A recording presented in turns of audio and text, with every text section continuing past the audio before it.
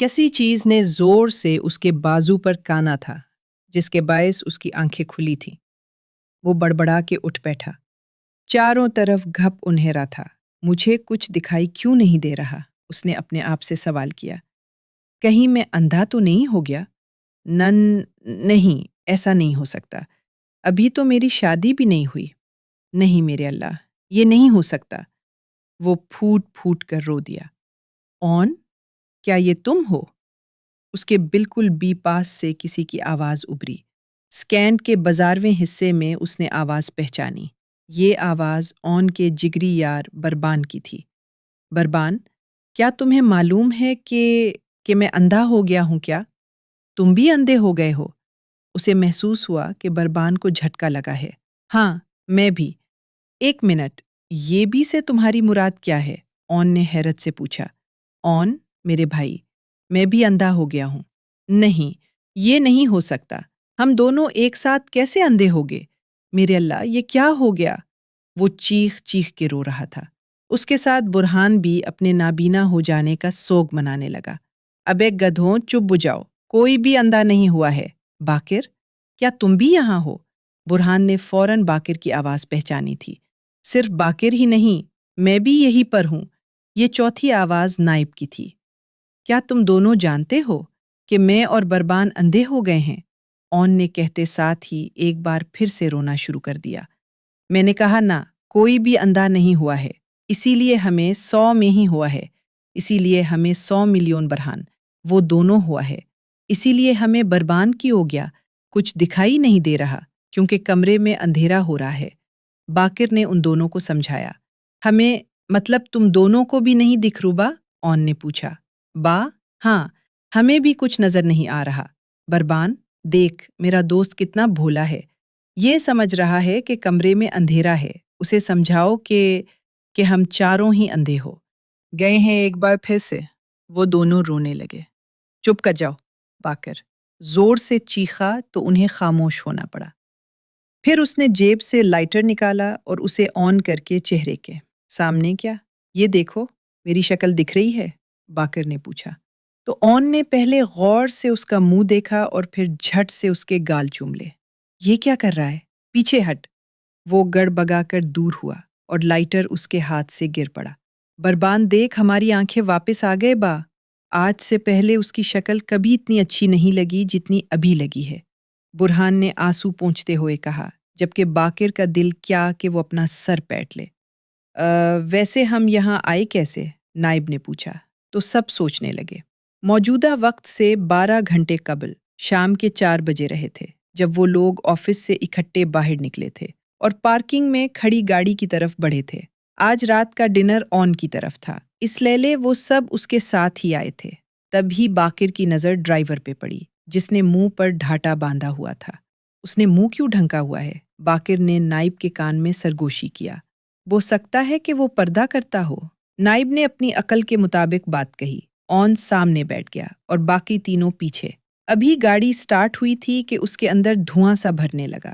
اس سے پہلے کہ وہ کچھ سمجھتے وہ لوگ بے ہوش ہو گئے۔ اس کا مطلب ہم اغوا ہو گئے ہیں، نائب نے انتہائی سنجیدگی سے کہا۔ اچھا، کیا ہمیں بتا دیا؟ ورنہ ہمیں ساری زندگی معلوم ہی نہ ہو پاتا، باقر نے بھی اتنی ہی سنجیدگی سے کہا۔ ویسے یار، بڑا ہی کوئی اناڑی اغوا کاری، جس نے ہمارے ہاتھ پاؤں ہی نہیں باندھے، برہان نے کہا۔ اور یہ دیکھو، میرا موبائل بھی میرے پاس ہی ہے، نائب نے کہا، جسے اپنا موبائل مل گیا تھا۔ میرا موبائل بھی مل گیا، اون نے اپنی جیب سے اپنا موبائل نکالتے ہوئے کہا۔ باقی دونوں کو بھی اپنا موبائل مل گیا تھا۔ اب موبائل مل گیا ہے تو ٹارچ بھی آن کر لو۔ وہ تو میں آن کر لوں گا، مگر یہی بات تم نارمل طریقے سے بھی کہہ سکتے تھے۔ باقر، لڑکیوں کی آواز نکالنے کی کیا ضرورت تھی؟ اون نے کہا۔ تو باقر اچھل پڑا۔ ہیں، پاگل تو نہیں ہو گئے؟ میں کیوں لڑکی کی آواز نکالوں گا؟ بلکہ مجھے تو لگتا ہے کہ یہ حرکت اس بجلی کے بحران کی ہے۔ اس کا اشارے بربان عرف بجلی کے بحران کی طرف تھا۔ نہیں بھی، میں تو خود حیران ہوں کہ یہ آواز کہاں سے آئی ہے۔ اگر تم نے بھی نہیں نکالی تو پھر کس نے نکالی؟ کم از کم نائب سے تو یہ امید نہیں تھی۔ میں لڑکی ہوں، تبھی تو لڑکیوں کی آواز نکالی ہے نا؟ کمرے میں ایک لمحے کو سناٹا چھا گیا، پھر اگلے ہی لمحے کمرہ ان کی مشترکہ چیخوں سے گونج اٹھا۔ چڑیل، چڑیل، بچاؤ، بچاؤ! یہاں پر چڑیل ہے۔ وہ چاروں چڑیل، چڑیل کا دلسوز نعرہ لگاتے ہوئے ایک دوسرے سے چپک گئے۔ ارے میں چڑیل نہیں ہوں، وہ گھبرا گئی۔ امی بچاؤ، یہاں چڑیل ہے۔ چپ کرو، وہ زور سے چیخی تو انہیں چپ ہونا پڑا۔ اگر تم چڑیل نہیں ہو تو ہمیں دکھائی کیوں نہیں دے رہی؟ یہ عقل مندانہ سوال، مطلب بے وقوفانہ سوال نائب کا تھا۔ اس اندھیرے میں اپنی شکل نہیں دیکھ سکتے، میری کیا دیکھو گے؟ اسی لیے کہہ رہی ہوں کہ ٹارچ آن کرو۔ باقر نے موبائل کا ٹارچ آن کر کے اسے اسکرین کے بل رکھا تو کمرے میں اچھی خاصی روشنی پھیل گئی۔ وہ ایک چکور کمرہ تھا جس کی ایک دیوار کے ساتھ وہ چاروں لگے بیٹھے تھے اور ان کی بالکل سامنے والی دیوار کے ساتھ کرسی پر رسیوں سے جکڑی ایک لڑکی بیٹھی تھی۔ اب یہاں وہاں کیا دیکھ رہے ہو؟ میری رسیاں کھولو۔ جا باقر، جا کر اس کی رسیاں کھول دے، برہان نے کہے۔ نہیں میں نہیں جا رہا، مجھے ڈر لگ رہا ہے۔ ابے تجھے کھا تھوڑی جائے گی، برہان کے کہنے پر وہ اپنی جگہ سے اٹھا اور 2 قدم چل کر واپس بیٹھ گیا۔ آخر مسلح کیا ہے تمہارے ساتھ؟ لڑکی جھنجھلائی۔ اگر میں نے تمہارے ہاتھ کھول دیے اور تم میرا ہی خون پی گئی تو پہلے تم ثابت کرو کہ تم انسان ہو، پھر ہی تمہارے ہاتھ کھولوں گا۔ باقر کی بات سن کر لڑکی کا دماغ گھوم گیا۔ ذلیل، کمینے، انسان، جاؤ اس کے ہاتھ کھول دو، اون نے کہا۔ ثابت ہو چکا تھا کہ وہ انسان ہی ہے۔ باقر نے لڑکی کے ہاتھ کھول دیے تو وہ ہاتھ جھاڑتے ہوئے کھڑی ہو گئی۔ اب کھڑے کیوں ہو؟ دروازہ توڑو اور یہاں سے بھاگو، لڑکی نے کہا۔ تو وہ چاروں حکم کی تعمیل میں دروازے کی جانب بڑھ گئے۔ وہ ایک عالیشان کمرہ تھا جس کے این وسط میں ایک شاہی کرسی رکھی تھی جس پر 50 برس کے لگ بھگ ایک شخص بیٹھا تھا اور اس نے کالی شلوار کرتے پر کالے ہی رنگ کی سینڈل پہن رکھی تھی۔ اس کے بال گرے اور سفید رنگ کے تھے اور ہاتھوں میں بیک وقت کی انگوٹھیاں پہن رکھی تھی۔ چھت پہ لٹکا فانوس اور دیواروں پہ لگی پینٹنگز کمرے کی شان میں اضافہ کر رہی تھی۔ کرسی کے دائیں بائیں 2 گنمین کھڑے تھے، جن کی کرسی کے سامنے 2 افراد مزید کھڑے تھے، جن میں سے ایک شخص اتنا لمبا تھا کہ وہ ختم کہاں ہو رہا تھا یہ اندازہ لگانا مشکل تھا، جبکہ دوسرا شخص انتہائی دبلا پتلا تھا۔ ہاں شیدے، بتاؤ کیا خبر ہے؟ وہ لڑکے کہاں ہے؟ کرسی بیٹھے شخص نے دبلے پتلے شخص کو مخاطب کیا۔ باس، وہ لوگ بے ہوش ہیں، میں نے ان کو جنگل والے بٹ میں بند کیا ہے، شیدے نے کہا۔ شاباش شیدی، مجھے تم سے یہی امید تھی۔ باس کی تعریف کرنے پر وہ خوشی سے پھولے نہیں سما رہا تھا۔ تم نے ان کو اچھی طرح باندھ تو دیا تھا؟ نہ، انہیں باندھنا بھی تھا۔ کیا؟ شیدے نے سر کھجایا۔ کیا مطلب؟ تم نے انہیں باندھا نہیں؟ نہیں شیدیے، مجھے تم سے اسی نالائقی کی امید تھی۔ باس، دھڑا جاؤ، جا کر انہیں رسیوں سے باندھو اور پہلے مجھے ان کے موبائل دے جاؤ۔ میرے پاس نہیں ہے۔ پھر کس کے پاس ہے؟ جن کے موبائل ہیں انہیں کے پاس ہے۔ کیوں؟ میں نے سوچا کہ وہ بیچارے اکیلے کمرے میں کیا کریں گے، اس لیے ان کا موبائل انہی کے پاس چھوڑ آیا تاکہ وہ لوگ بور نہ ہو۔ شیدے کے اطمینان سے کہنے، یہ باس کے 14 طبق روشن ہو گئے۔ دفع ہو جاؤ یہاں سے ابھی کے ابھی پر۔ کیوں باس؟ خاں، لے جاؤ اسے یہاں سے۔ باس نے لمبے قد والے شخص جس کا نام خاں تھا کہا تو وہ شیدے کو وہاں سے لے گیا۔ تم دونوں جاؤ، جا کر انہیں اچھے سے باندھو اور ان کے موبائل بھی میرے پاس لے آؤ۔ جلدی باس نے اپنے ارد گرد کھڑے گنمین کو کہا تو وہ دونوں فوراً حکم کی تعمیل میں باہر بھاگے۔ خان شیدے کو باہر چھوڑ کر باس کے پاس واپس آ چکا تھا اور اسے ٹھنڈا رکھنے کی کوشش کر رہا تھا، جبکہ باہر کھڑا شیدہ یہ سوچ رہا تھا کہ ابھی تو باس کو یہ نہیں معلوم کہ اس نے بٹ کے دروازے کو باہر سے تالا بھی نہیں ڈالا سر میں، اور فضا سامنے والے کھیت دیکھ آئے۔ رشنا نے پروفیسر سے پوچھا، جو کہ چند اسٹوڈنٹس کو سامنے نظر آتے پہاڑوں کے متعلق بتا رہے تھے۔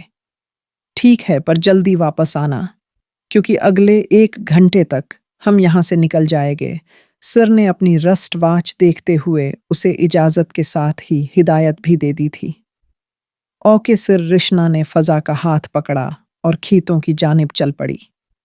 آج ان کا آخری دن تھا ٹرپ کا اور وہ ہر حال میں کھیت دیکھنا چاہتی تھی۔ چلو رشنا، واپس چلتے ہیں۔ پاگل تو نہیں ہو گئے ہو؟ ابھی تو 5 منٹ بھی نہیں ہوئے، رشنا نے اسے گھورا۔ دیکھو یار، ہمیں تو یہاں کے راستے بھی نہیں پتا، ہمیں زیادہ دور نہیں جانا چاہیے۔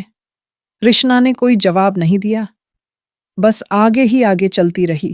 وہ جن راستوں سے گزر رہی تھی اس کے دونوں جانب کھیت ہی کھیت تھے۔ وہ مسحور سی یہ سب دیکھ رہی تھی۔ رشنا، یہاں سے تو کوچ نظر آ رہی ہے، اگر زیادہ آگے گئے تو وہ بھی نہیں دکھے گی، اگر ہم بھٹک گئے تو۔ اس نے رشنا کو ڈرنا چاہا پر اس پہ کوئی اثر ہی نہ ہوا۔ رشنا، تم سے بات کر رہی ہوں، فضا غصے سے بولی۔ تمہیں اگر اتنا ہی ڈر لگ رہا ہے تو واپس چلی جاؤ۔ میں تو ابھی نہیں جا رہی، ٹھیک ہے؟ فضا واپس مڑ گئے۔ رشنا کو اس کی حرکت پر بہت غصہ آیا پر وہ اپنا موڈ خراب نہیں کرنا چاہتی تھی، اس لیے خاموش رہی۔ ویسے بھی کھیتوں کی سیر کرنے کا اتنا اچھا موقع کہاں ملتا۔ دوبارہ وہ آگے ہی آگے بڑھتی جا رہی تھی۔ موسم، وادی، کھیت کھلیان سب اسے مبہوت کر رہے تھے۔ وہ سحر زدہ سی یہ سب دیکھ رہی تھی۔ قدرت کے ان مناظر میں وہ ایسا مہو ہوئی کہ اسے وقت کا ہوش ہی نہ رہا۔ دھیان تو تب آیا جب نظریں بلا ارادہ بیرستواچ یہ پڑ گئی اور اس کے 14 طبق روشن بوگے۔ وہ پونے گھنٹے سے وہاں تھی، جبکہ سر نے کہا بھی تھا کہ بس 1 گھنٹے میں نکل جائے گی، مطلب اس کے پاس بس 15 منٹ تھے۔ اس نے آؤ دکھا نہ تاؤ اور دوڑ لگا دی، لیکن آگے جا کے اسے رکنا پڑا کیونکہ آگے کھیتوں کے درمیان میں 2 راستے تھے۔